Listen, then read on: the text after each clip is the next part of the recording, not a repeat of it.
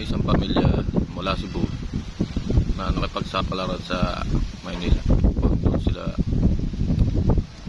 magtrabaho kasi magandang sahod sa Maynila. Nangupahan sila sa Maynila. Isang gabi, yung tatay, inutusan niya yung anak niya sa tindahan na bumili. Itong anak na to, lalaki yun, pumunta na sa tindahan. Sa tindahan na ang bata, bumili siya. Pabil po, lumabas ang tindera. Sabay tanong sa bata na, anong bibili mo?